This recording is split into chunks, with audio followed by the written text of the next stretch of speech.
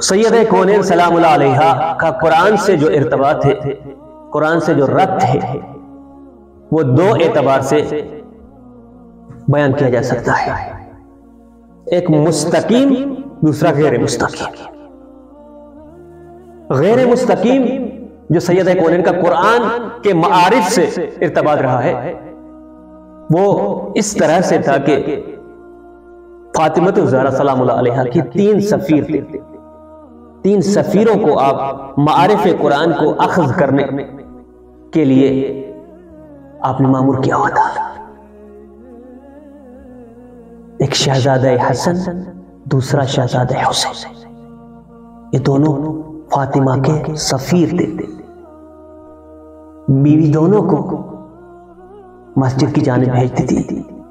جب قرآن نازل ہوتا تھا تو یہ شہزادے جا کر اپنے نانا کے پہلو میں بیٹھتے تھے۔ پیغمبر خدا بیان فرماتے تھے کہ آج فلاں آیت نازل ہوئی، اس کی تشریح یہ ہے، یہ فلاں کی شان میں ہے۔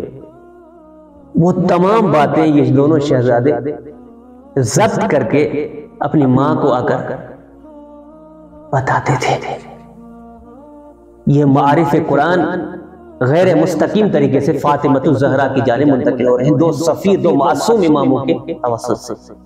تو یہ جو علماء سے آپ سنتے آ رہے ہیں کہ شہزادہ امام حسن کو جب معمور کیا فاطمہ نے کہ جا کر دیکھو کہ میرے بابا آج کس طرح بیان کر رہے ہیں، کیا بیان کر رہے ہیں، اور شہزادے نے آ کر جب بتانا شروع کیا تو اتنے میں شہزادے نے محسوس کیا کہ علی دیوار کی اس طرف شہزادے کی باتوں کو سن رہے ہیں۔ امام حسن علیہ السلام نے فرمایا قل بیانی ووقل لسانی لعل سیدا یرا، میرا بیان کم ہو گیا، میری زبان میں لکنت آ گئی، مجھے ایسا محسوس ہو رہا ہے ماں کہ میرے بابا دیوار کی اس طرف کان لگا کر میری باتیں سن رہے ہیں۔ یہ کوئی ایک مرتبہ کا واقعہ نہیں، یہ مامور تھے دونوں شہزادے۔ ہر روز جب بھی قرآن نازل ہوتا تھا، قرآن کے معارف جب رسول خدا اصحاب کے درمیان بیان کرتے تھے، وہ باتیں سن کر اپنی ماں کو آ کر بتاتے تھے۔ یہ 2 سفیر تھے فاطمہ کے۔ تیسرا سفیر کون تھا؟ خود باب مدینۃ العلم علی سرکار۔ اب ظاہری بات ہے علی سرکار ہمیشہ رسول خدا کے ساتھ تھے۔ جب بھی جہاں بھی قرآن نازل ہوتا تھا، مدینے میں یا مدینے سے باہر کسی جنگ میں کسی دیگر مقام پر جب بھی قرآن نازل ہوتا تھا، علی سرکار کو تو باب مدینۃ العلم ہے، علی سرکار وہ باتیں گھر آ کر فاطمہ کو بتاتے تھے کہ آج فلاں آیت نازل ہوئی، آج قرآن کے فلاں اسرار کو رسول خدا نے بیان کیا، فلاں کی شان میں آیت نازل ہوئی۔ تو یہ غیر مستقیم طریقے سے فاطمہ کا قرآن سے ارتباط، معرفت قرآن کو اخذ کیا، بطول نہیں۔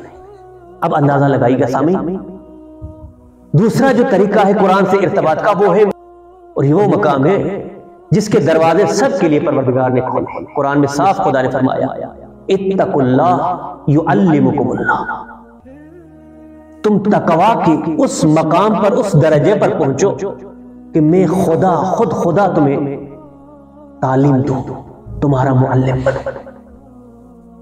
واقعی نہیں نا تعجب کی بات، دروازہ خدا نے سب کے لیے کھول کے رکھا ہوا ہے کہ تم تقوی کو اختیار کرو، تقوی کے اس مقام پر پہنچو کہ جہاں پر ڈائریکٹ تم مجھ خدا کے شاگرد بن جاؤ۔